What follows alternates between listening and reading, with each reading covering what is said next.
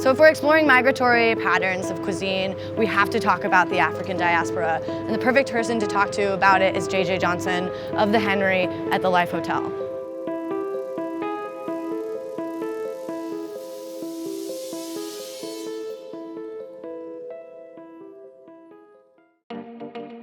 The word diaspora derives from the Greek term for dispersion. It was first used to refer to the historical movements and settlement patterns of the Jewish people following their forced expulsion from the land of Israel. But its definition has broadened over time to include a number of displaced people throughout history. One of the largest diasporas in modern times is that of sub-Saharan Africans. The movements of the slave trade amounted to the largest forced migration in human history.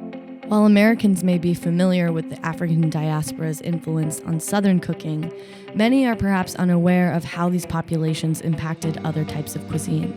JJ Johnson, head chef at Henry at the Life Hotel, makes food through a Pan-African lens, bringing centuries of unwritten cultural interactions to a single table. So what would you say the cuisine here is? I've heard Pan-African. I call it Pan-African. Mm-hmm. Pan-African, the study of the African diaspora. It's my Pan-Africa.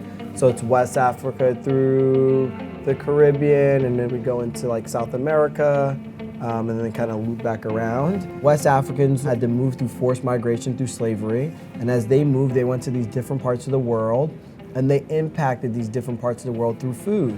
Of course, we see it in the West Indies or the Caribbean, but there's bigger places, the Afro Coast of Peru, Portugal, Colombia, Brazil. West Africans live in all these areas, and they've then impacted these areas with food, and you see this cross-pollination of culture living together. Mm-hmm. I mean, it's interesting because you never learn about this type of history in school. Never. Nobody talks about it. Right. And food is the biggest way to connect. I think food is the easiest way to talk about it without somebody feeling uncomfortable. Mm-hmm. So tell me a little bit about what's in the salad. So collard green salad's raw collard greens, shaved red onion, some azuki red beans, candied cashews, and a coconut dressing. It's in the form of a chopped salad. I don't really touch on the American South that much, but I truly love collard greens, and I grew up with collard greens. Did you grow up eating raw collard greens? No, I never grew up eating raw collard greens.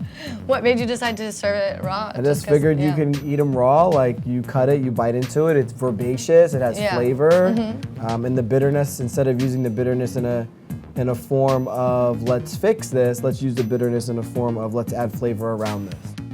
How do collard greens relate to the African diaspora? For me, I worked my way from West Africa to the American South, so this is like the last stop. It's something that you see in a Southern American, African American mother's or grandmother's or auntie's house. They've been in these households of people that were part of forced migration.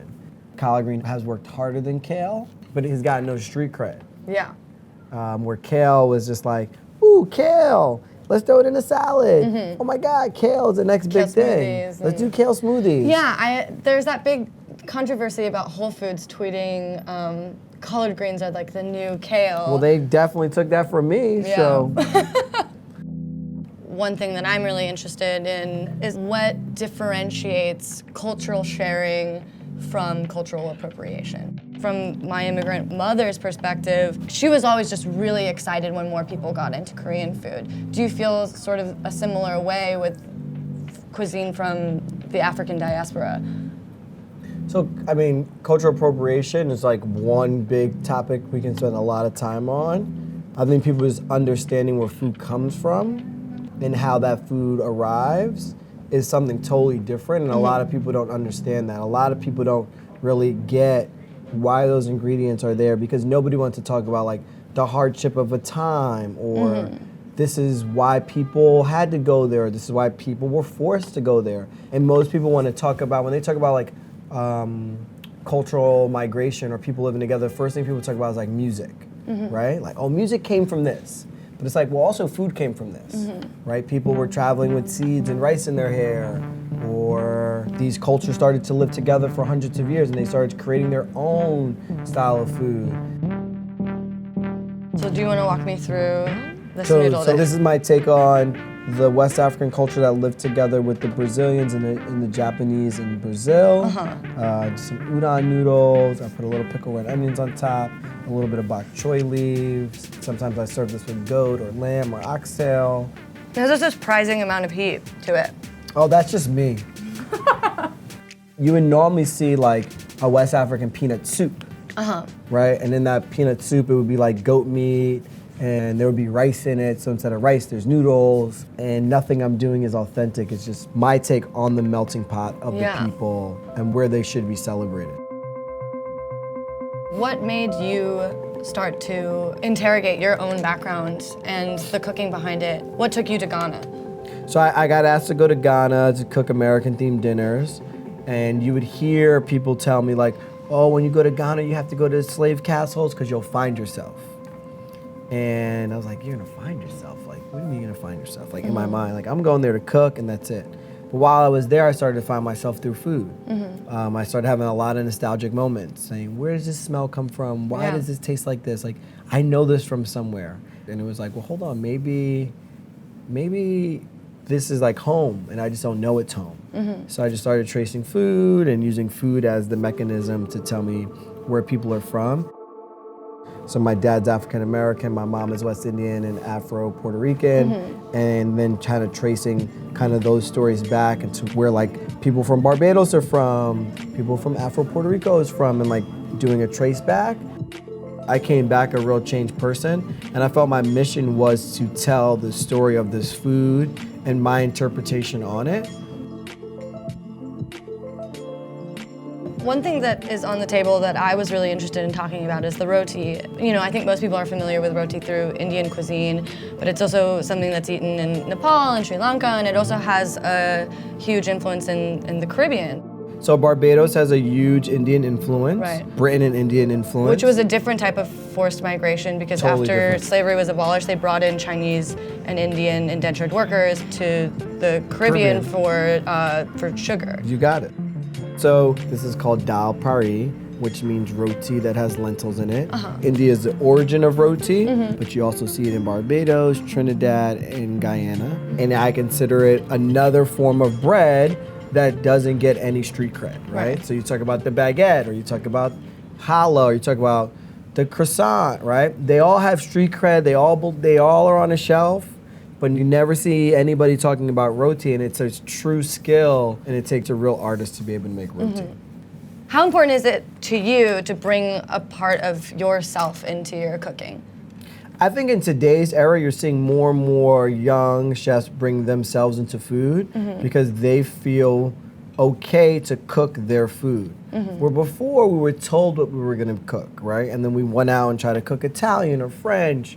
Where in today's society, we're able to cook who we are, and there's people that are walking the streets that say, I want to go support this person, or I am that person too. I think it's the greatest movement in food right now. Do you think that food tastes better when it's personal? 100% tastes better when it's personal. Yeah. I've never seen deep fried clams in the actual shell. Yeah, so we shuck them raw. It's something like truly dear to like childhood memory of eating a raw clam. Yeah. Put them in this rice flour batter with a little bit of smoked paprika, and then we flash fry them for literally like 10 seconds. And then some peri-peri sauce, because peri-peri sauce for me goes the best with shellfish, a little bit of Thai basil, some shaved red onions, and Asian pears. I really like picking like the batter out of the shell. So tell me a little bit more about peri-peri sauce. The origin of peri-peri is Ghana, and typically you would see it in a rub form. This I made it into an emulsification. Being in Ghana, I was taught that shellfish and peri-peri go good together, and I'm just carrying that out. Because you have a background in so many different types of cuisine, you grew up with so many different types of cuisine, what do you think of the word fusion? Is this fusion? No, this is not fusion. This is truly the food of the people. The word fusion to me means is like where you pull one culture and you pull another culture and then you put it together. This is not that. This is truly cultures that are living together throughout the world, and it makes up the African diaspora. Fusion has become such a dirty word, I feel like. It's because yeah, I mean, if you use it in a really good setting, you can say this is fusion, but then you're kind of making people feel like where they lived, they shouldn't have been living there, right? So you're basically saying like, oh, you live there and that's not really you. So you've been fused or... Do you think part of that comes from it being such a personal cuisine to you, and that you know that you've been well informed on the roots of this food and its history, whereas fusion feels a little bit lazy, like a cronut? It's like a cronut. When I think of fusion, I think of like sushi burrito and cronut. Yeah, and like, you're taking. And it feels a little bit insulting to, and it feels a little bit lazy and like it's chasing after trends in a way that this cuisine does not. You're basically saying that fusion, anybody can do fusion. Anybody can meld anything together. Nobody can actually cook a food that represents places of the world unless they put the time and the effort into it. So if you put the time and the effort into it, and you're cooking a specific place from a certain part of a world or makeup of a certain type of people, you have to do the due diligence and do the back end study of what it is made of, right? How do you feel like you've brought your own authentic representation of the African diaspora? The only thing authentic that I've done here is brought awareness to it. I brought awareness that it's okay to cook the food of your diaspora. It's okay, we're gonna say Pan-African. And create a space for that. Right.